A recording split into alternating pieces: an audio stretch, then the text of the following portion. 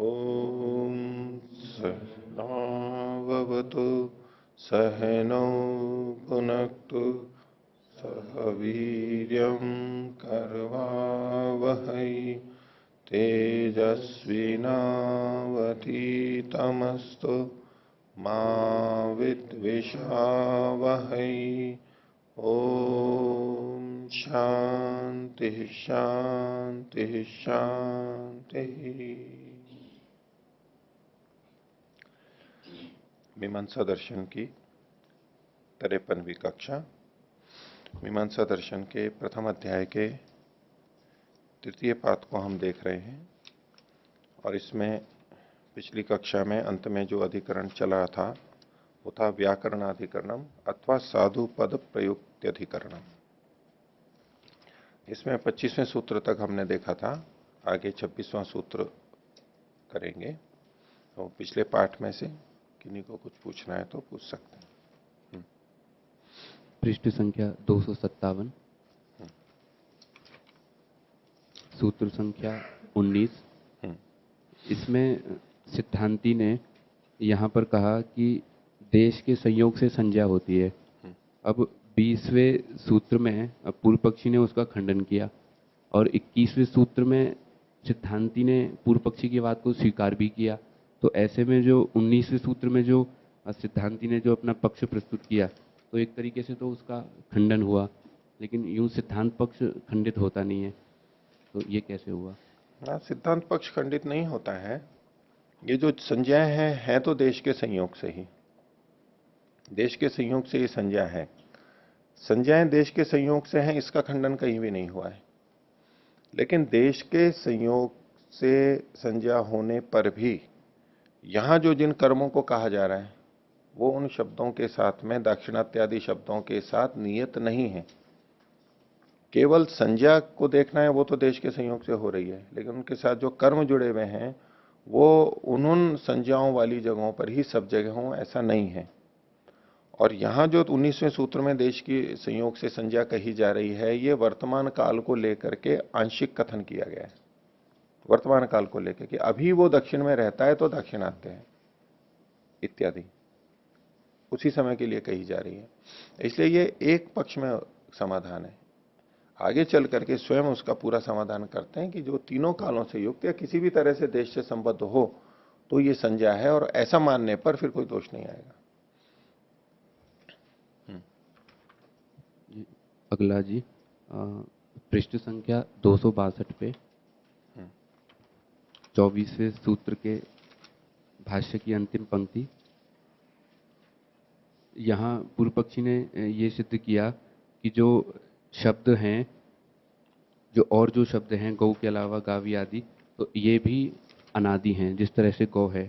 तो ये जो 25वें सूत्र में फिर सिद्धांती ने जो उसका उत्तर दिया कि ये उस प्रकार से हैं जैसे प्रयत्न की शिथिलता होने पर कूदना तो वो सूखी जगह पर चाहता है लेकिन कूद गया वो गीली जगह पर। तो इसका उसके खंडन में किस तरह से इसकी संगति है? जब असमर्थता के कारण से, असावधानी, आलस्य के कारण से गलत शब्द बोला गया है तो फिर वो नित्य नहीं रहेगा। नित्य तो तब रहता जैसा है वैसा चल रहा होता। अभी तो त्रुटि के कारण से बोला गया है तो अनित्य हो जाएगा। उसको खंडित किया। और शास्त्रों में उस तरह के प्रयोग नहीं मिलते हैं, इससे भी पता लगता है। लोक में तो मिल रहे हैं लेकिन शास्त्र में नहीं मिलते, इसलिए गलत ही माना जाएगा। ठीक है। एक जो पीछे हम देख रहे थे, जो 19वें सूत्र में आख्या ही देश संयोगात, और उसमें जो दक्षिण देश से जाकर के और उत्तर देश में बस गया और आहनी नैबुक आदि कर रहा है, तो वो अतिव्याप्ति होगी या अव्याप्ति होगी?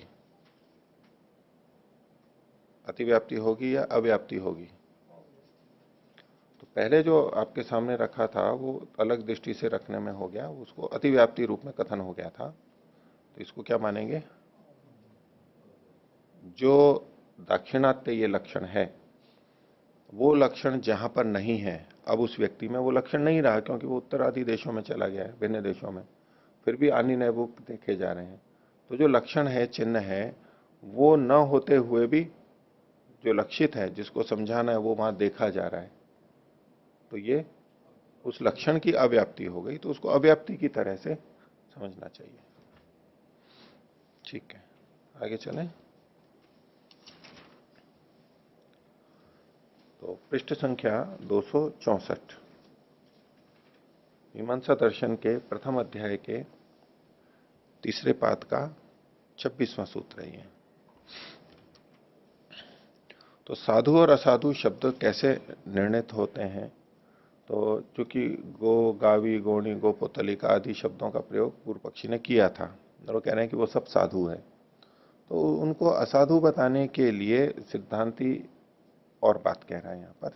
तो ये 26वें सूत्र में कहा, और एक बड़ा सिद्धांत है ये, मीमांसा का सिद्धांत है, भाषा शास्त्र का सिद्धांत है, और इस पर काफी चर्चा चलती रहती है, जो यहां इस सूत्र में अभी दिया गया है। 26वां सूत्र है अन्यायश्च अनेक शब्दत्व।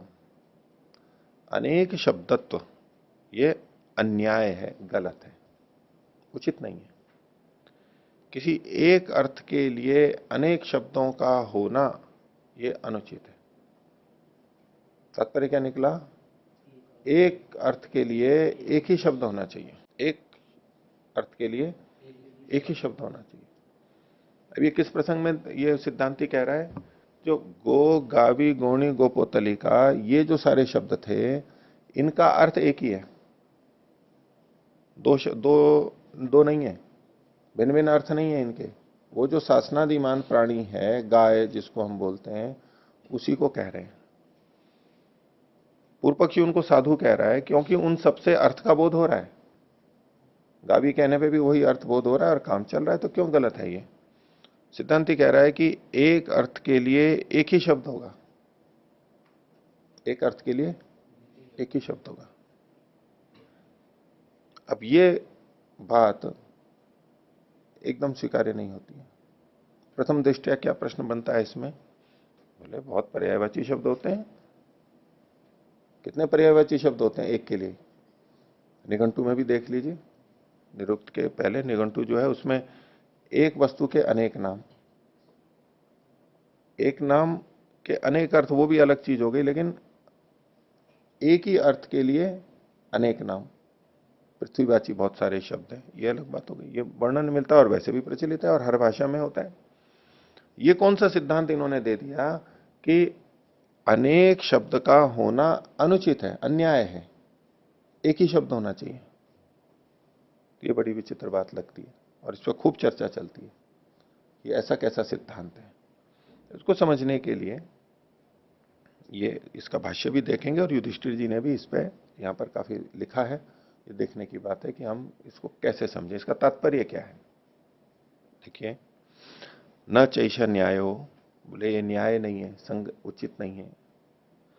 यत सदृशा शब्दा एकम अर्थम अभिनिविष्मानः सर्वे अविच्छिन्न पारंपरिया एव इति। कि सदृश शब्द, सदृश विशेषण को ध्यान रखना है यहां पर, एक जैसे दिखने वाले शब्द, जैसे गो था तो गावी है और गोणी है, गोपोतलिका है, इसमें गो गो या गावी या गो, ये एक जैसा शब्द दिखाई दे रहा है ना। तो सदृश शब्द, एक जैसे दिखने वाले शब्द, एक ही अर्थ में स्थित, अभिनिविष्माना यानी स्थित, अभिनिवेश क्लेश होता है ना, जैसे विष तो प्रवेश नहीं होता है, अभी मैंने चारों ओर से निश्चेष रूप से एक ही जगह जाकर के टिक जाता है, अभिनिवेश क्लेश। जब मृत्यु दिमाग में बैठ जाती है ना, तो और कुछ नहीं दिखाई उसको सुनाई, कुछ और विचार नहीं आएगा। मृत्यु सामने हो तो सब विचार हट जाएंगे उसके, और मृत्यु ही चढ़ के सिर पे चढ़ के बोलेगी, वही रहेगा अभिनिवेश, एक जगह स्थिर होना। तो जब सदृश शब्द एक ही अर्थ में स्थिर होते हुए और सबके सब अविच्छिन्न परंपरा वाले ही हों, ऐसा नहीं हो सकता, यानी इनकी परंपरा अविच्छिन्न है। हाँ, ऐसा मान सकते हैं, सिद्धांति का क्या तात्पर्य आ रहा है कि विच्छिन्न परंपरा वाले तो कई शब्द हो सकते हैं, अविच्छिन्न परंपरा वाला एक ही शब्द है और बाकी शब्द भी उसी अर्थ को कहने वाले बन गए हैं, वो विच्छिन्न परंपरा वाले हैं, यानी वो प्रयत्न शैथिल्य के कारण से बने हैं, आलस्य प्रमाद के कारण और दोष के कारण से बन तो जाएंगे, लेकिन वो ऐसे बने हुए। अविच्छिन्न परंपरा वाला तो एक ही शब्द होना चाहिए। अब इस बात को हम वेद के ऊपर लगा सकते हैं, क्योंकि अविच्छिन्न परंपरा को अगर हम मूल देखेंगे तो वेद ही जाएगा। बाकी जगह पे ये बात नहीं घटेगी, वहां तो भिन्न भिन्न बदलाव के कारण से अनेक शब्द बोले जाते हैं, वहां नहीं घटाना है। इसको लेकर के घटाने कहां लग जाते हैं कि देखो इस भाषा में भी इस शब्द के इस अर्थ के लिए कितने शब्द हैं, कहीं ये बोला जा रहा है कहीं ये बोला जा रहा है, सबसे अर्थ का बोध हो रहा है, एक ही अर्थ है, उसका कोई भिन्न भी अर्थ नहीं है। तो इन पंक्तियों से, भाष्यकार की पंक्तियों से हमें क्या पता लगा, एक तो सदृश शब्द होने चाहिए, असदृश नहीं, सदृश शब्द, और वो एक ही अर्थ को कहते हुए सब अविच्छिन्न परंपरा वाले नहीं हो सकते। आगे, प्रत्ययमात दर्शनात् अभ्युपगम्यते, अल्प विराम ले लीजिए यहां पर, या इन्होंने रेखा कर रखी है, अल्प विराम ले लीजिए, अभ्युपगम्यते एतत्, एतत् का अध्याय करेंगे यहां पर कि ये सिद्धांति पूर्व पक्षी को कह रहा है, भवता यहां पर संबोधन मिलेंगे, भवता प्रत्यय मात्र दर्शनात् एतत् अभ्युपगम्यते, ये जो आप कह रहे हो कि ये सारे शब्द एक ही अर्थ को कहने वाले हैं, ये आप प्रत्यय मात्र, प्रत्यय के देखने से, प्रत्यय मात्र के देखने से, कि इससे भी वही एक प्रत्यय यानी ज्ञान आ रहा है उसी वस्तु का, गो से भी, गोणी से भी और गावी से भी, इन सब से वही एक प्रत्यय का बोध हो रहा है, ज्ञान हो रहा है वस्तु का। तो प्रत्यय मात्र के दर्शन से, आप केवल प्रत्यय मात्र देख रहे हो और कुछ नहीं देख रहे हो, एतत् अभ्युपगम्यते, आपके द्वारा ये जाना जा रहा है, समझा जा रहा है। और इसमें आप करते क्या हो, लेकिन होता क्या है यहां पर, सादृश्यात साधु शब्दे अपि अवगते प्रत्ययो अवकल्पते, वास्तव में सादृश्य के कारण से, सादृश्य तो किसका हो गया, जो असाधु शब्द है, साधु शब्द के भी जान लेने पर, साधु शब्द पता है, गो शब्द उसको पता है, साधु शब्दे अपि अवगते, और उसके सादृश्य से प्रत्यय वहां पर निकल करके आ जाता है। हमें साधु शब्द पता है, ठीक है, और उसका अर्थ भी पता है हमारे को। अब दूसरा व्यक्ति सदृश शब्द बोल रहा है उसी जैसा, तो हमें पता लगता है ये कहना तो यही चाह रहा है। अब यज्ञशाला है, किसी ने आके कहा यज्ञशाला, तो किस अर्थ को लेंगे हम, उसी को ही लेंगे ना। यज्ञशाला शब्द शुद्ध से जो आ रहा था, साधु शब्द हमारे को अवगत है, उसकी समानता वाला कोई शब्द वहां पर बोला जा रहा है, तो उससे हम उसी अर्थ को ले लेते हैं। उसमें प्रक्रिया क्या होती है कि पहले हम उसके शब्द को सुनते हैं, असाधु शब्द को, उसकी सदृशता से हम शुद्ध शब्द को दिमाग में लाते हैं, आ जाता है अपने आप, वो शब्द आता है और उसका अर्थ भी आता है, और इसलिए हम ये जो असाधु शब्द है उसका भी वही अर्थ लगा लेते हैं, ये हम बोलते हैं, ऐसा है, ठीक है। किसी का नाम किसी ने गलत बोल दिया तो भी हम समझ लेते हैं कि अच्छा ये गलत बोल रहा है, लेकिन ये वही है। आपका क्या नाम है, रणजीत है, रणजित है, रणजित, लोग क्या बोलते हैं, रणजीत बोलते हैं सब जने, ठीक है। चलो आपका तो फिर भी रणजीत ही रणजीत है, और मेरा सत्यजीत है नाम तो, और सामान्यतः लोग क्या बोलते हैं, सत्यजीत बोलते हैं, लिखते भी वही हैं। अब कोई शुद्ध के साथ अशुद्ध भी बोल दे तो पता लग जाता है ना, ये अशुद्ध बोल रहा है और इनका तात्पर्य वही है। स्वामी जी को बोलते हैं स्वामी जी,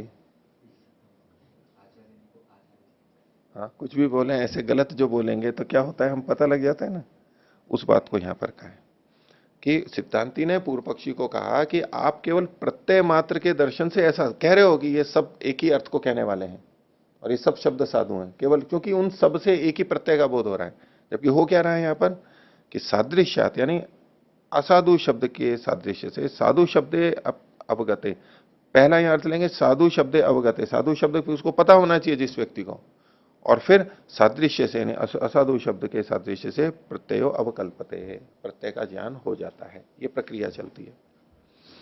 तस्माद अमीशाम एको अनादि अपि अनादि अन्य अपभ्रंश, तस्माद एशाम तस्माद अमीशाम एको अनादि, इन सब में अनादि तो एक ही शब्द है, और अन्य अपभ्रंश, बाकी सारे हैं वो तो अपभ्रंश है, लेकिन प्रचलन में है, लोगों को अर्थ का बोध हो रहा है। इस विषय में युधिष्ठिर जी ने लिखा है कि यह बात वहां लागू होती है जब अपभ्रंश शब्द शुरू हुए हो, मुख्य अनादि शब्द है शुद्ध और उसके बाद में गलत शब्द आया हो, वहां जब वो संधि काल है, प्रचलन में आ रहे हैं, गलतियां हो रही हैं, तब तो ऐसा ठीक है। लेकिन जहां गलत बन करके वही प्रचलित हो गया हो, अब तो वो सीधे उसी शब्द से उस अर्थ को लेगा। असाधु शब्द को सुनकर के ठीक अर्थ तक हम कब पहुंचते हैं? हम पहले साधु शब्द का चूंकि जान है इसलिए वो लगा के पहुंच जाते हैं। ये कब होता है? जब हम साधु शब्द जानते हैं और असाधु शब्द अभी बोला गया है गलती से। लेकिन जहां लंबे समय से असाधु शब्द ही बोला जा रहा है और एक ने बोला और दूसरे ने सुना और उसने ठीक अर्थ लगा लिया, अब उसने उस साधु शब्द का अर्थ तो दिमाग में नहीं लिया था, नहीं लिया ना। वो तो असाधु को उसी अर्थ को समझता था और उसने बोला और उसने सीधा समझ लिया उसको। तो इसलिए युधिष्ठिर जी ने ये लिखा है यहां व्याख्या में कि ये बात वहां तो लागू होती है, लेकिन अब जो प्रचलित हो गए लंबे समय में वहां ये बात लागू नहीं होती है, ये प्रक्रिया वहां लागू नहीं। लेकिन हां, आज भी जो शब्द गलत हो रहे हैं वहां ये भी सब लागू हो जाता है। ठीक है, आगे हस्तः करः पाणिनि इत्येवम् आदिषु तु अभियुक्तोपदेशात अनादि अमीशाम अर्थेन संबंध। तो दो तरह के उदाहरण हुए, एक गो गावी गौणी गोपोतलिका, और दूसरी तरह के उदाहरण क्या? हस्त करह पाणी। ये सब हाथ के लिए प्रयोग किए जाते हैं तीनों शब्द।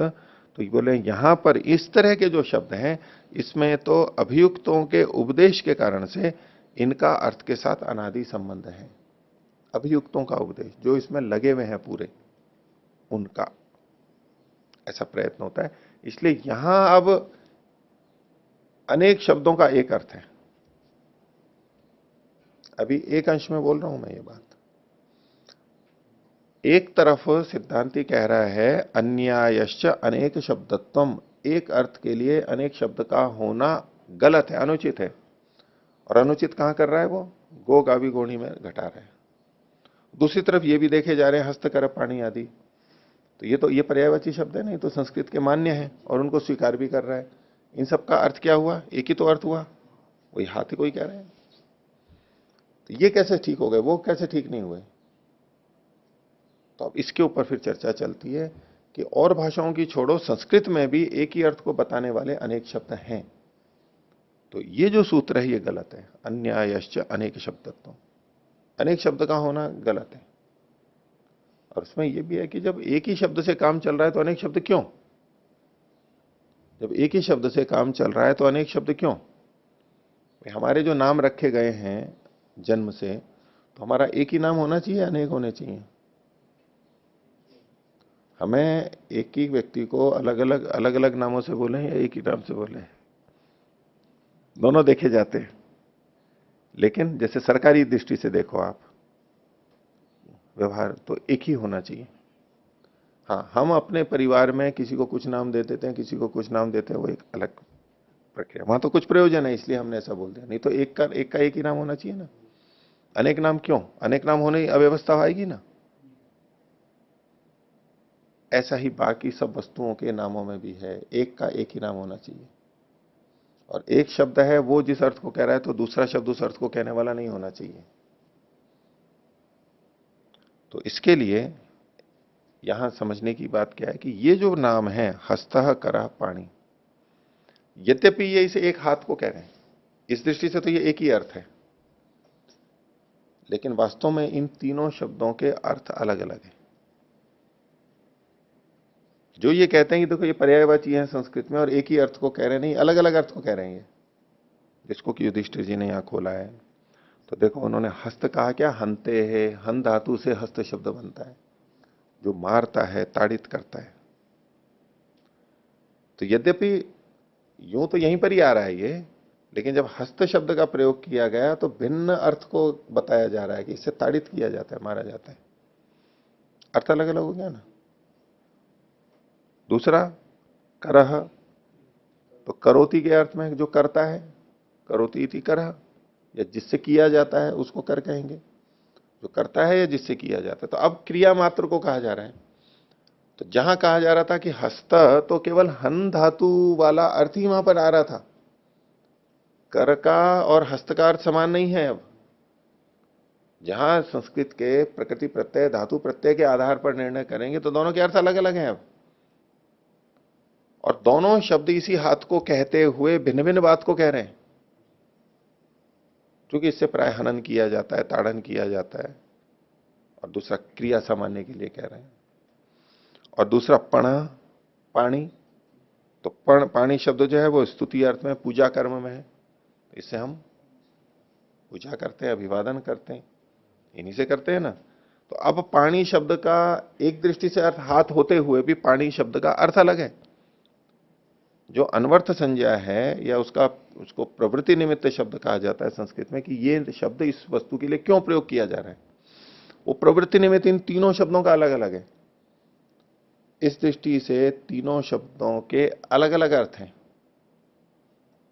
सूर्य के बहुत सारे नाम हैं, सविता भी कहेंगे, भानु भी कहेंगे, सूर्य भी कहेंगे, आदित्य भी कहेंगे, रवि कहेंगे, भास्कर, जो भी बहुत सारे नाम हैं, उन सब से यद्यपि उस एक ही सूर्य को, चमकते हुए तारे को कहा जा रहा है, किंतु इन सब के अर्थ अलग अलग हैं। अब संस्कृत भाषा पे इसको घटाएंगे। अब ये नहीं कह सकता कोई व्यक्ति ये पर्यायवाची हैं और एक ही को कह रहे हैं, नहीं, इन सब के शब्द, इन सब के अर्थ अलग अलग है। और आयुर्वेद में तो एक औषधि का नाम समझाने के लिए निघंटुओं में अनेक नाम ही दिए हुए होते हैं। इसका ये भी नाम है, इसका ये भी नाम है, और उन नामों के द्वारा वो उनके गुणधर्म बता रहे होते हैं, उनके स्वरूप को बता रहे होते हैं, उसके रंग रूप को बता देंगे, कब उत्पन्न होता है वो बता देंगे, उसके दोष जिस रोग को दूर करता है उससे नाम रखा हुआ होता है। वो कहलाते पर्यायवाची नाम ही है वहां पर, कि निघंटुओं में औषधियों के पर्यायवाची नाम लिखे हुए हैं। वो वास्तव में वैसे पर्यायवाची नहीं है, वो अनवर्थ संज्ञाएं हैं वहां पर। तो गुण धर्मों को बताने का तरीका था उस समय, एक ही वस्तु को बताने के लिए अलग अलग शब्दों का प्रयोग किया जाता था। आज हम किसी व्यक्ति की प्रशंसा करें, बारे में बताएं, तो बहुत सारे विशेषण कहते हैं ना, ठीक है। स्वामी सत्यपति जी के लिए बोलने लगे तो क्या बहुत सारे विशेषण दे देंगे ना हम, वो सारे विशेषण उनके नाम की तरह आएंगे और उनके उनके स्वरूप को बताने वाले होंगे। कोई कहेगा वो योगी हैं, वो कहते हैं सन्यासी हैं, वो कहते हैं अध्यापक हैं, वो कहते हैं प्रचारक हैं, ठीक है, वो कहते हैं भारतीय हैं, ये बहुत सारे नाम आ गए उनके, वे बहुत सारे नाम ये गुणवाचक हुए, उनके स्वरूप को बता रहे हैं, ठीक है। तो अन्यायश्च अनेक शब्दत्वम, वास्तव में हर शब्द का अलग अलग अर्थ ही होता है। भले ही वो एक वस्तु के लिए प्रयोग किए जा रहे हों, लेकिन उनका अर्थ, शब्दों का अर्थ अलग अलग ही होता है, अलग अलग गुणों को बताते हुए वर्णन कर रहे होते हैं। इसलिए ये सिद्धांत फिर भी स्थिर रहता है, अन्यायश्च अनेक शब्दत्व। तो पाणी, हस्तकर आदि में तो ये घटता है, लेकिन गो, गोणी, गोता, इनमें तो नहीं घट रहा है ये। यहां आप क्या भिन्नता बताओगे? जैसे यहां पाणी और हस्त आदि में भिन्नता दिखाई, यहां गो, गोणी, गोता में क्या भिन्नता दिखाएंगे हम? बस केवल वो अर्थ, तो जो वस्तु है वो तो एक आ रही है, लेकिन बीच का जो शब्दों का अर्थ है वो कुछ नहीं है। जो अपभ्रंश शब्द हो जाते हैं, बिगड़ करके बन जाते हैं, उसमें कोई प्रकृति प्रत्यय की कल्पना ही नहीं होती है। किसी अर्थ के कारण से वो शब्द बदले हो ऐसा तो है नहीं, अनवर्थता है नहीं, प्रवृत्ति निमित्त है नहीं, केवल बदलाव आ गया है उसमें। इसलिए वो शब्द तो एक ही अर्थ को कहने वाले हैं, वस्तु को भी एक ही कह रहे हैं और उनका अर्थ भी वही है, और कुछ है ही नहीं उनका, इसलिए वो अन्याय है, ऐसे वो गलत है। व्याकरण में भी करते समय ये सूत्र काफी प्रयोग किया जाता है। इस तरह की चर्चाएं जब चलती हैं तो मीमांसा का इस सूत्र उद्धृत किया जाता है, और वेदपाल जी सुनीत इसको बहुत बोला करते थे। आचार्य प्रद्युम्न जी भी उसी कारण से बहुत बोलते हैं। सुनीत जी के काफी संपर्क में रहे थे, शतपथ ब्राह्मण और वो सब में वो काफी विशेष थे। तो वो कहते कि हर शब्द का अलग ही अर्थ होता है, और व्याकरण से भी सिद्ध है, व्याकरण से सम्मत है बिल्कुल। आगे 27वां सूत्र सिद्धांति का ही, तत्र तत्वम अभियोग विशेषात स्यात्। तो ये जो तत्र मतलब इस विषय में जो हमारा प्रसंग चल रहा है, शब्द साधु है या असाधु है, इस विषय में जो तत्व है, यानी बिल्कुल जो सत्य है, वास्तविकता है, वो अभियोग के विशेष से, प्रयत्न के विशेष से ये होवे। ये जो साधु है, यानी ये जो कहा ना अभियोग विशेषात से आते हैं। विशेष प्रयत्न कर रहे हैं उससे साधु शब्द बोले जाएंगे, और विशेष प्रयत्न नहीं है यानी प्रमाद है तो असाधु शब्द बोले जाएंगे। इससे इसका निर्णय होता है। भाष्य कथम पुनस्तत्र तत्वम शक्य विज्ञातुम, पूछा उसने यहां पर फिर सत्य कौन साधु है असाधु है इसका तत्व का ज्ञान कैसे होगा? तो बोले शक्यम इत्याह, ऐसा हो सकता है। क्यों? अर्थिनो ही अभियुक्ता भवंती, यहाँ की सूक्ति है एक भाष्य की, इसको कहीं भी प्रवचन में लगा सकते हैं। यद्यपि ये यहाँ शब्द के संदर्भ में कही गई है, लेकिन इसको कहीं भी लगा सकते हैं। बहुत सिद्धांत है। जो अर्थी होते हैं, अर्थी मतलब प्रयोजन वाले, चाहने वाले, जिनकी इच्छा होती है, अर्थ मतलब प्रयोजन, चाहना, वो ही अभियुक्त होते हैं। चाहने वाले होते हैं वो ही अभियुक्त होते हैं। अभियुक्त मतलब किसी विशेष विषय में लगे हुए, जुड़े हुए, और जिसमें चाह नहीं है, अर्थी नहीं है, उसमें नहीं लगेगा। ऐसे ही सामान्य रूप से जीवन जीता रहेगा। कोई भी व्यक्ति किसी भी क्षेत्र में विशेष रूप से लगा हुआ है तो पक्का है कि ये अर्थी है इस विषय में। कोई संगीत में लगा हुआ है, कोई नृत्य में लगा हुआ है, कोई संस्कृत में लगा हुआ है, ठीक है, कोई प्रचार में लगा हुआ है, कोई नशा मुक्ति में लगा हुआ है, कोई देशभक्ति बढ़ाने में लगा हुआ है, कोई योग में लगा हुआ है, ऐसे अलग अलग, कोई वेदों के पीछे लगा हुआ है। तो अर्थिनो ही अभियुक्ता भवंती, जो जो अभियुक्त है वो अर्थी होगा, नहीं तो अभियुक्त बनेगा नहीं वो, ठीक है। और जो जेल में अभियुक्त रहते हैं वो भी ऐसे ही बनते हैं वो भी अर्थी होते हैं तभी अभियुक्त बनते हैं, नहीं तो अभियुक्त नहीं बनेंगे वो। क्यों अपनी सादी सी जिंदगी छोड़ करके इतनी योजना बना करके अपराध करने जाएगा? ये तैयारी, वो तैयारी, इससे बचे, उससे बचे, और फिर देखो कितना प्रयत्न करता है वो, कितना जागरूक रहता है। नींद वींद नहीं आती उसको उस समय, आलस्य नहीं आता है, पूरी जागरूकता से करता है उन कामों को। तो जो अर्थी होते हैं वो अभियुक्त होते हैं। अर्थिनो ही अभियुक्ता भवंती। दृश्यते च अभियुक्ता नाम गुणयताम अविस्मरणम उपपन्नम। और अभियुक्तों का ये देखा जाता है। कैसे हैं अभियुक्त? गुणयताम अभियुक्ता नाम, जो बार बार उसकी आवृत्ति कर रहे हैं, गुणन कर रहे हैं, बार बार बोल रहे हैं, उनका अविस्मरण उपपन्न देखा जाता है। वो भूलते नहीं है, बार बार दोहराते रहो तो याद रहेगा। अभियुक्त लोग बार बार दोहराते रहते हैं, सुबह दोहराएंगे, शाम को दोहराएंगे, प्रतिदिन दोहराएंगे। नहीं दोहराया तो छूट गया। उसके लिए संस्कृत में, इसमें संस्कृत क्या हिंदी में है वैसे तो, लेकिन पढ़ा बहुत बोला जाता है ना, उसको फेरना बोलते हैं। फेरना बोलते हैं ना। तो रोटी जली क्यों? फेरी नहीं थी, पलटी नहीं थी, इसलिए जल गई। घोड़ा अड़ा क्यों? फेरा नहीं था, चलाते जा रहे हैं और दीवार के पास पहुंच गया तो अड़ी जाएगा घोड़ा, आगे कहां से बढ़ेगा? उसको फेर देंगे एक तरफ तब तो चलता रहेगा। घोड़ा अड़ा क्यों? फेरा नहीं। और पान गला क्यों, सड़ा क्यों? फेरा नहीं, पलटा नहीं, उसको सड़ जाएगा, रखे रखे नीचे गला हुआ है। और ये तो हुए सारे दृष्टांत। और दृष्टांत क्या है? विद्या भूली क्यों, या तो अष्टादयी भूली क्यों, कुछ भी फेरी नहीं। तो ये जो अभियुक्त तो होते हैं वो दृश्यते च अभियुक्ता नाम गुणयताम अविस्मरणम उपपन्नम, भूलते नहीं, वो बार बार ताजा होता रहता है।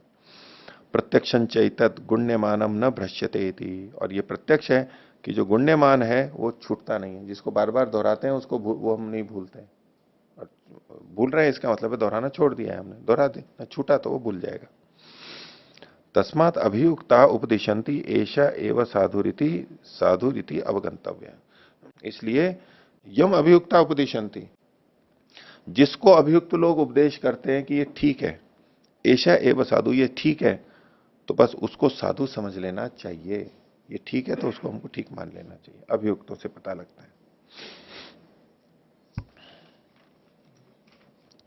आगे अतः यदुक्तम, और जो आपने कहा था पूर्व पक्षी को का वाक्य उद्धृत कर रहा है, अर्थो अवगम्यते गाप्यादिप्य अतः एशाम अपि अनादिर अर्थे न संबंध।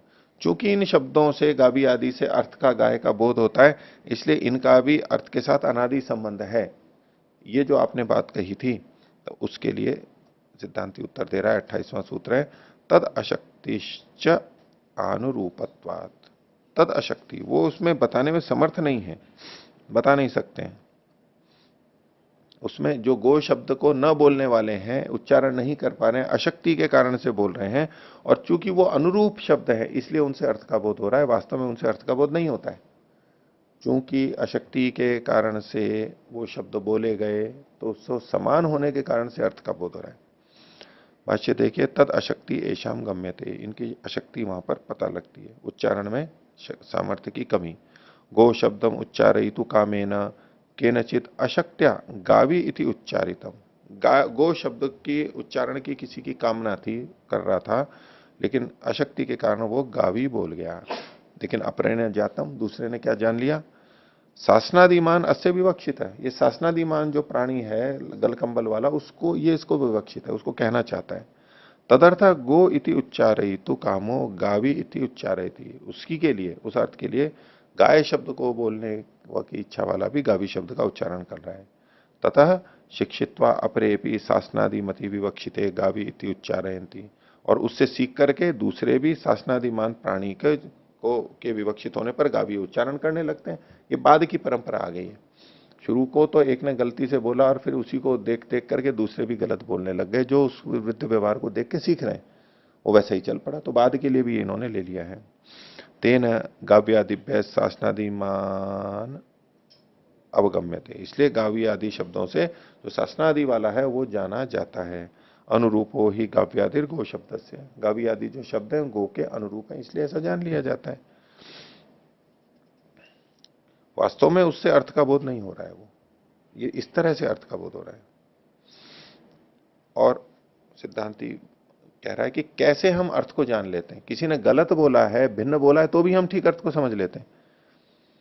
भाषा में कितने लोग अशुद्ध उच्चारण करते हैं ना, किसी भी भाषा में शब्द का उच्चारण गलत करते हैं, वाक्य रचना भी गलत करते हैं, लेकिन फिर भी हम उसका मतलब समझ जाते हैं, ये कहना ये चाह रहा है। वाक्य रचना गलत होते हुए भी उस प्रसंग अनुसार हम कहते हैं ये कहना ये चाह रहा है, शब्द का गलत प्रयोग कर गया या वाक्य गलत प्रयोग कर गया। खासतौर से जो मातृभाषा से भिन्न भाषा बोल रहे होते हैं उनके उच्चारण में हम प्राय समझ लेते हैं गलतियां होती ही रहती हैं, यानी ये कहना तो ये चाह रहा है, बोल लिया गया है, सामर्थ्य नहीं है। तो ऐसा ही और उदाहरण दे रहे हैं 29वां सूत्र, एक देशत्वाच विभक्ति व्यत्यये स्यात्, विभक्ति के व्यत्यय होने पर भी, भिन्न विभक्ति के आने पर भी एक देश से वहां पर बोध हो जाता है, यानी विभक्ति वाले भाग को छोड़ करके जो प्रकृति भाग है उससे भी बोध हो जाता है। कैसे, उदाहरण दिया, अतएव ही विभक्ति व्यत्यय भी प्रत्ययो भवति, विभक्ति के बदलने पर भी अर्थ का ज्ञान हो जाता है। प्रत्यय यानी अर्थ, अर्थ का ज्ञान हो जाता है। इससे व्याकरण का जो व्यत्यय वाला सिद्धांत है ना, उस पर भी थोड़ा हमारे को प्रकाश डालता है कि कैसे अर्थ का बोध हो जाता है। कई जने जब ये कहते हैं कि एक ही अर्थ के लिए विभिन्न विभक्तियां यहां प्रयोग की गई हैं और सब विभक्तियां सब अर्थों में और सब वचनों के लिए प्रयोग हो जाती है, सुपम सुपो भवती, मान लो इतना खोल दिया, सुपों की जगह सुप, सु की जगह बाकी सारे आ जाएंगे और औ की जगह बाकी सारे आ जाएंगे, यानी किसी भी विभक्ति किसी भी वचन का हो उससे किसी भी विभक्ति का किसी भी वचन का अर्थ लिया जा सकता है, ये मतलब हो गया। तबकि हम अलग अलग विभक्तियों और वचनों के लिए अलग अलग निर्धारण समझते हैं। कुछ शब्द समान है, जैसे रामाभ्याम रामाभ्याम या रामेभ्य रामेभ्य इत्यादि, कुछ जगह समानता है, बाकी तो भिन्नता है। लेकिन इससे क्या निकल के आता है कि कहीं भी कुछ भी विभक्ति और फिर भी ठीक अर्थ निकल करके आ रहा है। उसका एक उदाहरण या संकेत रूप से दिया, और ऐसा वेद के संदर्भ में हमारे को बहुत देखना होता है। अब मीमांसा इस बात का संकेत करता है। तो कई बार तो कहीं ना कहीं दूसरी जगह संकेत हो जाता है कि यहां एक है या बहुत है, तो फिर अब कोई सा भी सामान्य रूप से एक वचन आता है तो भी वहां बहुत अर्थ ले लिया जाता है, जिसको व्याकरण के अंदर बोला जाता है उक्तार्थानाम अप्रयोग। जो बात एक से कह दी गई है उसको दूसरों से बार बार कहने की जरूरत नहीं है, उससे भी चल जाता है, बिना कहे भी चल जाता है। मैं गांव जाते हैं, मैं अपने लिए बोल रहा हूं और हिंदी भाषा जानता नहीं हूं, मान लो बोल दिया ऐसा, मैं गांव जाते हैं, तो मैं तो एक वचन है, जाते हैं बहुवचन है, क्या अर्थ लेंगे आप? ये कह रहा मैं गांव जाता हूं, है बोल दिया तो भी हूं ही हो जाए, जाते भी बोल दिया तो भी जाता ही अर्थ आएगा, वहां पर कुछ और लोगे क्या? क्योंकि हम भाषा को जानते हैं, हम ठीक अर्थ ले लेते हैं वहां से। ऐसा ही वैदिक शब्दों में बहुत जगह जिसको हम व्यत्यय के नाम से कहते हैं, वहां भाषा इतनी जब सहज होती है तो वही अर्थ ठीक ही आएगा। जब हमारे को भाषा नहीं आती तब हम संघर्ष करेंगे कि हाँ, मैं कहा एक वचन और जाते हैं ये बहुवचन कह दिया, ये कैसे कह दिया, कौन सा अर्थ लिया जाएगा। अब हम उलझते रहेंगे, भाषा नहीं जानते हैं तो। भाषा सरल है, जानते हैं, अभ्यस्त हैं, तो हम ठीक ही अर्थ ले लेते हैं, वहां गलतियां होते हुए भी, भिन्न होते हुए भी। व्यत्यय को इस ढंग से देखेंगे, यहां उदाहरण दिया हुआ है। हमारे मन में जो आशंका होती है कि किसी भी जगह कोई भी विभक्ति आ गई फिर तो अर्थ ही नहीं पता लगेगा हमारे को ठीक तरह। बोले नहीं, अगर भाषा का प्रवाह हमारा ठीक है, हम जानते हैं, तो विभक्ति भिन्न होते हुए भी अर्थ ठीक ही आ जाएगा। उदाहरण देखिए, अश्मकरी आगच्छामि इति। अश्मक एक देश का नाम है, देश के लिए बहुवचन का प्रयोग हो जाता है, तो अश्मकही ये तृतीया विभक्ति का बहुवचन है। अश्मकही आगच्छामि, क्या अर्थ लेंगे? तृतीया विभक्ति का बहुवचन। तृतीया किसके लिए बोली जाती है? साधन के लिए, साधन में, करण में हो जाती है, या हिंदी में यूं बोलते हैं तो से के द्वारा बोल देते हैं, के द्वारा। तो अश्मकई आगच्छामि, अश्मक देशों के द्वारा, या बहुवचन भी हटा दो, अश्मक देश के द्वारा आ रहा हूं, ऐसा बोलने में आएगा ना। और अगर हम बोले अश्मक देश से आ रहा हूं, से के द्वारा भी होते हैं ना, से भी होता है ना, अश्मक देश से आ रहा हूं, अब से का अर्थ क्या लेंगे आप? इससे तो पंचमी में भी है, रामात या तो ग्रामात, गांव से आ रहा है, अलग होने में भी तो से शब्द का प्रयोग करते हैं, और तृतीय विभक्ति में भी तो से शब्द का प्रयोग करते हैं। तो अश्मकई आगच्छामि, अश्मकई में तृतीया बहुवचन है, तो अश्मक देश के द्वारा कैसे मैं आया जा रहा हूं? कर्ण और साधन के द्वारा, कैसे अर्थ घटेगा? घटेगा क्या? तो क्या किसी ने बोला अश्मकई आगच्छामि, तो क्या अर्थ लेंगे? तो अश्मक शब्दे, अश्मक शब्दैक देशे उपलब्ध है, क्योंकि अश्मक शब्द यहां पर मिल रहा है, बस अश्मक और आगच्छामि है। उपलब्धे अश्मकेभ्य इत्येव शब्दः स्मर्यते। अश्मकही की जगह अश्मकेभ्य, ये पंचमी का बहुवचन है, पृथक होने में, अपादान में है, अश्मक देश से आ रहा है। आगच्छामि जब कह रहा है मैं वहां से आ रहा हूं, तो वहां से अलग होकर के ही तो आना है, और क्या अर्थ घटेगा यहां पर? तो ये अश्मकेभ्य तृतीया बहुवचन, विभक्ति व्यत्यय, तो लेकिन अर्थ कौन सा आ गया? ठीक ही आया, कोई दिक्कत नहीं होगी इसमें। ऐसा प्रयोग तो होते हैं। अश्मकेभ्य इत्येव शब्दः स्मर्यते। ततः अश्मकेभ्य इति एषो अर्थः उपलभ्यते इति। और अर्थ कौन सा आ जाएगा? अश्मकेभ्य वाला, यानी पंचमी विभक्त वाला अर्थ ही यहां पर हमारे को उपलब्ध हो जाएगा। एवं गाव्यादि दर्शनात् गो शब्द स्मरणम, गावी आदि शब्दों के देखने पर गो शब्द का स्मरण आ जाता है, शुद्ध शब्द का।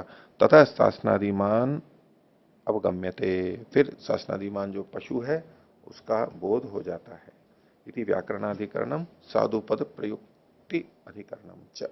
साधु शब्द का ही प्रयोग होना चाहिए और गलत शब्दों को हमें रोकना ही चाहिए, पर प्रचलन में जो आ जाते हैं तो आ जाते हैं, वो तो चलते रहेंगे, उसकी बात नहीं है यहाँ पर। और खासतौर से जो शब्द अभी ठीक है उनके संदर्भ में तो हमें ठीक ही शब्दों का प्रयोग करना चाहिए जहां तक हो सकता है, नहीं तो भाषा बहुत तेजी से बदल जाएगी। अगर ये नियंत्रण ना रहे तो भाषा बहुत तेजी से बदल जाएगी, और भाषा बहुत तेजी से बदल जाएगी तो पिछली पीढ़ियों ने जो ज्ञान प्राप्त किया है, जो पुस्तकें आदि लिखे हैं, उससे हम जान नहीं पाएंगे। भाषा परिवर्तनशील है, बदलती है, बदलनी चाहिए, वो सब होते हुए भी आप दूसरी भाषाओं में देखेंगे एक बहुत बड़ी समस्या है कि उनके अर्थ नहीं पता लगेंगे आपको, बहुत कठिन हो जाता है, बहुत ज्यादा कठिन हो जाता है। लेकिन संस्कृत में ऐसा नहीं है, इसका गुण भी है। एक तरह से दोष कहते हैं कि भाई इसमें बदलाव नहीं आ रहा है, समृद्ध नहीं हो रही है, तो शब्द तो समृद्ध आ जाते हैं, लेकिन इसके कारण से इतने प्राचीन ग्रंथ भी जो लिखे हुए हैं उनका भी अर्थ हम समझ पाते हैं। वेद को एक बार छोड़ दीजिए, लेकिन संस्कृत के जो और ग्रंथ लिखे, और इधर अंग्रेजी आदि के देखिए, पीछे के शब्द जो शेक्सपियर और या ज्यादा पुराने हैं, थोड़े से अभी 150-200 साल पुराने जो हैं, 300 साल पुराने, उनको समझ नहीं सकते। आज का अंग्रेजी पढ़ा हुआ उनको समझ नहीं सकता, जबकि भाषा वही है। और इधर हजारों साल पुराने ग्रंथ हैं, महाभारत आदि, उनको भी समझ सकता है, ठीक ठीक समझ सकता है। तो पिछली पीढ़ियों का लाभ हमारे को मिले, हम लाभ उठा सकें, ये तो होना चाहिए ना, संबंध बनना चाहिए, उसके लिए प्रयत्न आवश्यक है कि अशुद्ध ना हो जाए, ये ना हो जाए। हाँ, जो अशुद्ध बन गया है वो लोक में प्रचलन है, वो अलग बात है। आगे देखिए 10वां अधिकरण। शीर्षक में लिखा इन्होंने आकृत्यधिकरणांतर्गतम लोक वेद शब्द तदर्थैक्याधिकरणम। पहला वाला जो है आकृति अधिकरण के अंतर्गत, ये आकृति अधिकरण आगे आने वाला है 11वां। देखिए पृष्ठ संख्या 272 पर आकृत्य अधिकरणम शीर्षक दिया है, उसी के अंतर्गत इसी एक अधिकरण को और मान लिया है उससे पहले।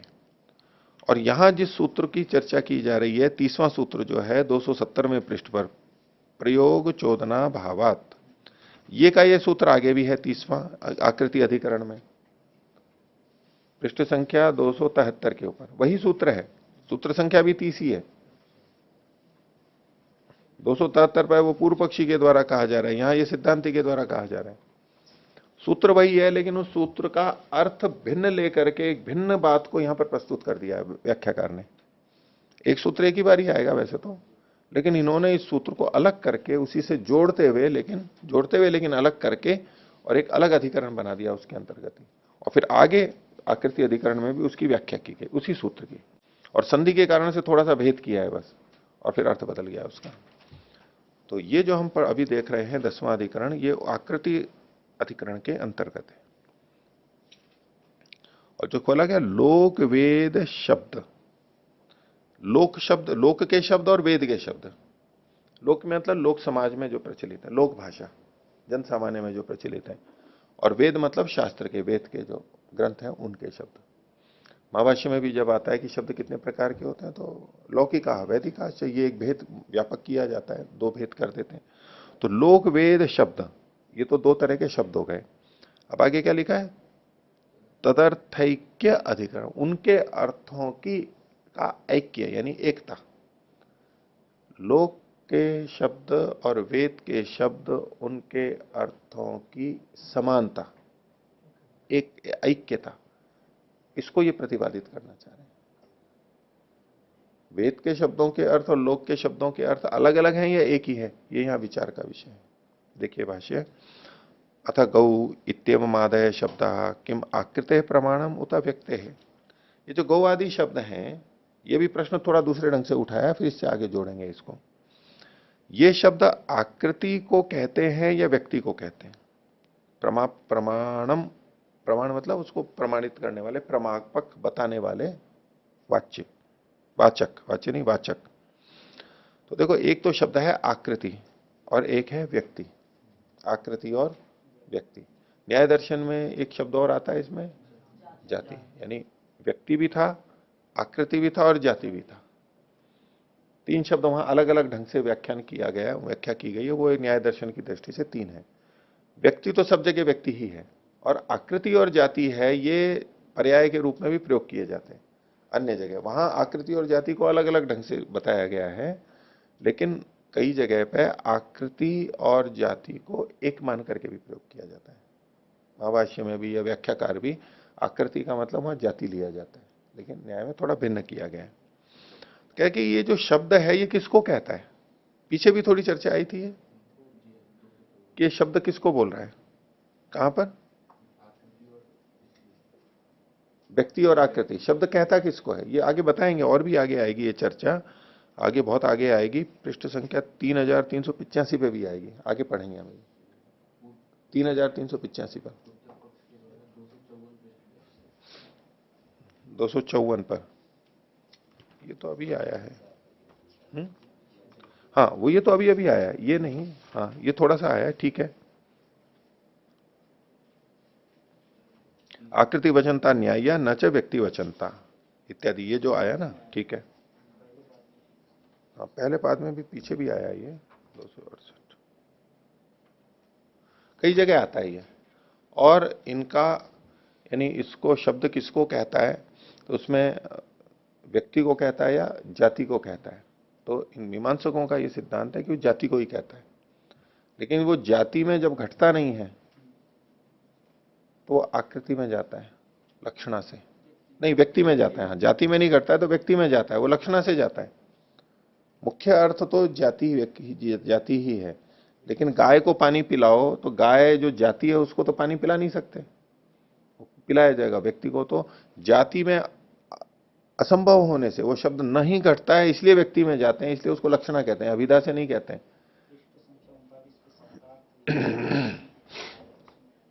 पृष्ठ संख्या 39।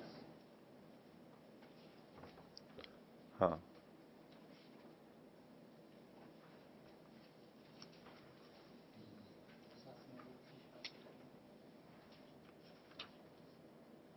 हाँ, शब्दार्थ जो विचार है, ठीक है।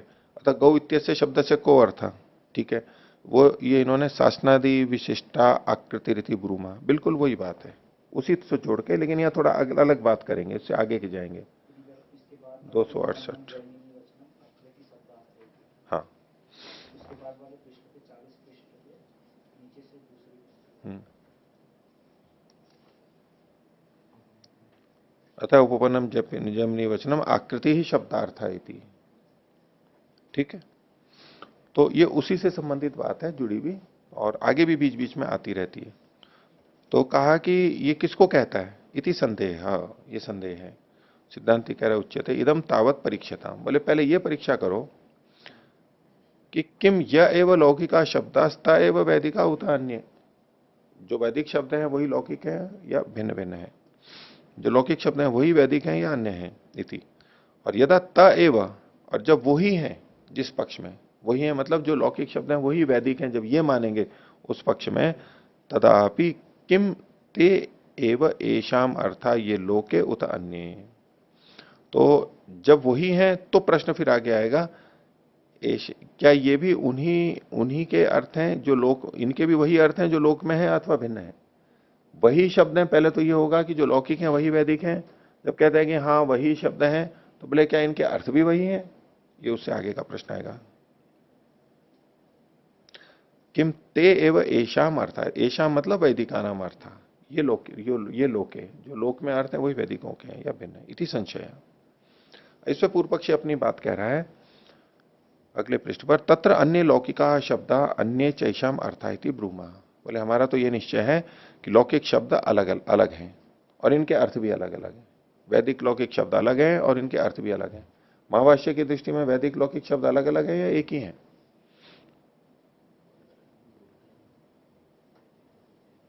वैदिक लौकिक शब्द एक ही है या अलग है महाभाष्य की दृष्टि में?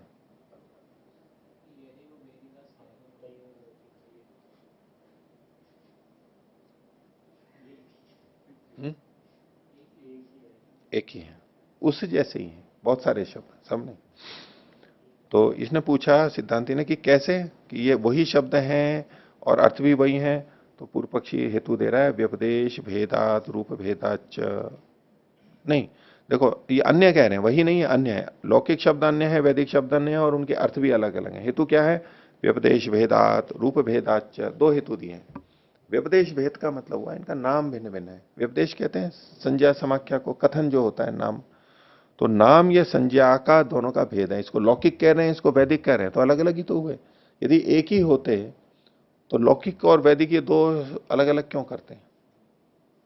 हम कहते हैं सजीव और निर्जीव, अगर सब एक ही होते तो सजीव और निर्जीव दो शब्द क्यों बोलते हैं? शाकाहारी मांसाहारी ये तो अलग अलग नहीं होते तो अलग अलग क्यों बोलते? तो ऐसे ही, तो एक तो है व्यपदेश का भेद है और दूसरा रूप भेदाच्य, और इनका जो स्वरूप है वो भी भिन्न भिन्न है।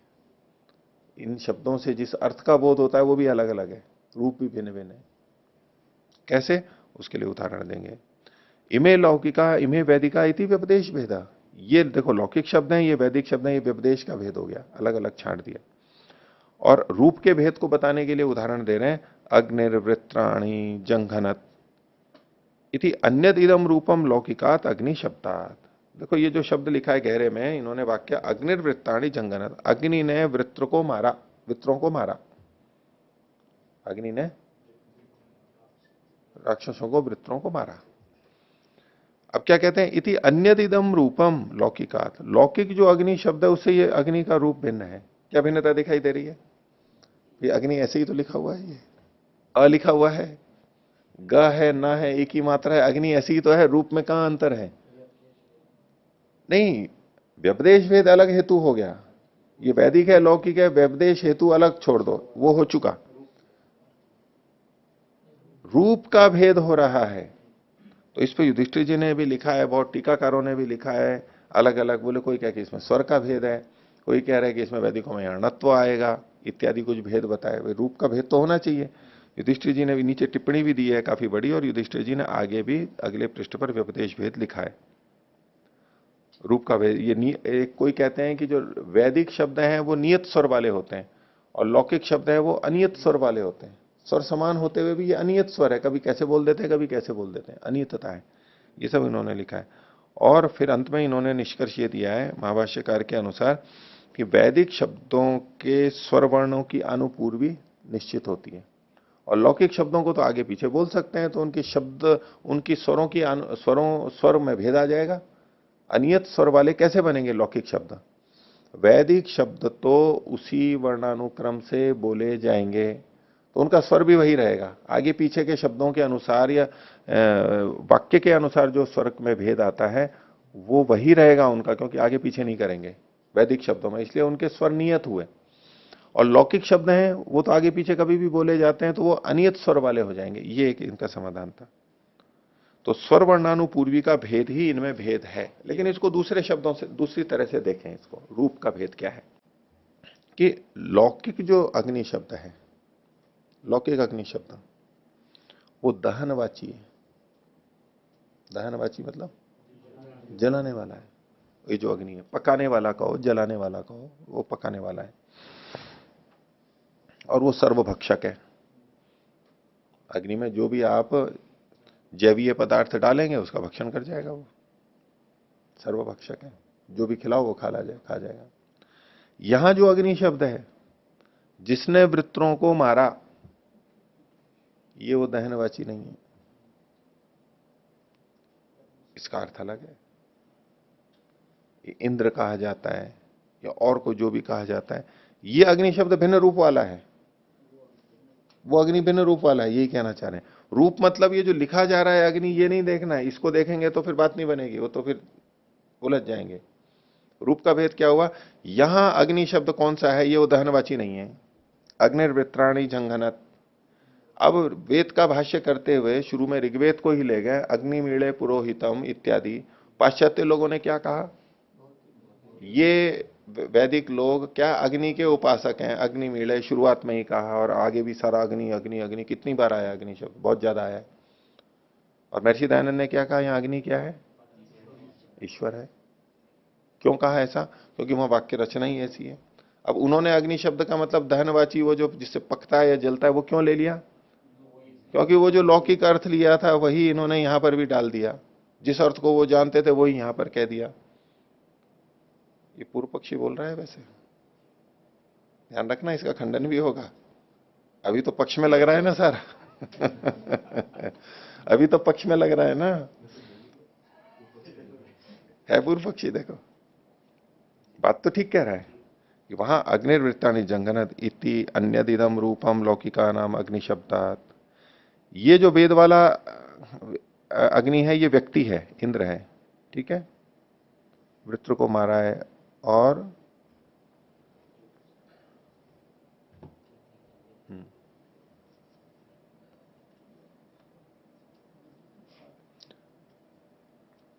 और हनन कर्म से युक्त है, ये पुरुष है, ठीक है, सावयव है इत्यादि, यहां भेद आ जाएंगे। आगे देखिए, शब्द अन्यत्वाच न ते एव अर्थ। और चूंकि ये शब्द भेद है, इनके अर्थ भी भिन्न, शब्द भिन्न भिन्न है, ये वैदिक है लौकिक है, तो इनके अर्थ भी एक नहीं हो सकते। न ते एव अर्थ, वही अर्थ नहीं है इसके। अपिच समामनंती। और दूसरा उदाहरण देते हैं, उत्ताना वही देव गवा वहंती थी, ये वैदिक शब्द है। देवों की गायें, गवा शब्द है, गो शब्द है, तो देवों की गायें कैसे चलती हैं? उत्तान चलती हैं। उत्तान मतलब पैर ऊपर करके चलती है। पीठ के पीठ के बल चलती है। धरती धरती पे तो गाय पैर के बल चलती है। देवों की गाय कैसी चलती है? पीठ के बल चलती है, पैर ऊपर रहते हैं उनके। तो गाय शब्द तो है, तो पूर्व पक्षी कह रहा है कि लोक में जो गाय लिया जाता है वो तो पैर के बल चलती है, और वेद में जो गाय शब्द प्रयोग किया जा रहा है वो तो भिन्न है, वो तो पैर ऊपर करके चलती है। तो अर्थ की भिन्नता हुई ना, शब्द भी भिन्न है, अर्थ भी भिन्न है। ये देवानाम गावस ते उत्ताना वहंती, देवों की जो गाय है वो ऊपर पैर करके चलते। इत्युक्ते गम्यते एवं, इससे क्या जाना जाता है, यह उत्ताना वहंती ते गो शब्देन उच्यन्ते, जो जो ऊपर पैर करके चलती हैं वो गायें कहलाती हैं। तस्मात अन्यो वैदिक गो शब्द से अर्थ, वैदिक गो शब्द का अर्थ अलग है, लौकिक का अलग है, अर्थ अलग अलग है। ये वैदिक का तय है, वो लौकिक का नहीं चलेगा। हाँ ढोते हैं, चल दोनों, वह प्रापणे भी तो है ना, ढोना भी ले लीजिए आप, चलने अर्थ में भी तो ले सकते हैं इसको। नदी बहती चलती है वहंती, ये प्रसंग के ऊपर आएगा। और वो ढो भी रहे हैं तो चलते हुए ही ढोते हैं, या बैल ढो रहा है, चलना ढोना दोनों ढंग से ले लीजिए। अगर बैल के अर्थ में रहेंगे तो ढोएगा, और स्त्री के अर्थ में लेंगे तो चलेगा, चलेगी। पुरुष को तो ढोना पड़ता है ना, पुरुष को चलना पड़ता है लेकिन ढोना भी पड़ता है। स्त्रियों को ढोना नहीं पड़ता, उनको केवल चलना होता है, क्योंकि ढोने वाला दूसरा है पास में।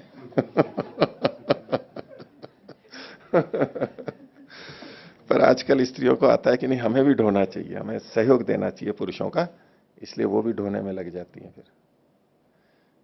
ठीक है, इतना ही रखते हैं। और पूर्व पक्षी अपनी बात को कहेगा कि भिन्न भिन्न अर्थ वाले। अब पूर्व पक्षी के तर्क तो अच्छे हैं, और उससे कुछ विशेष अर्थ भी हमारे को समझ में आएगा, आगे देखेंगे इसको। अभी सिद्धांति का खंडन भी देखेंगे, फिर समझेंगे इस बात को।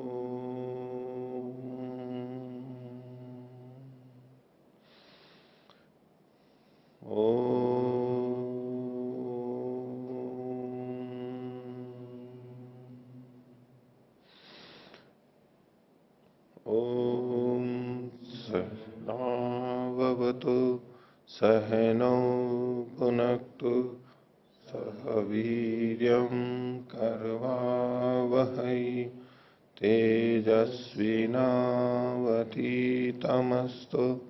मा विद्विषा।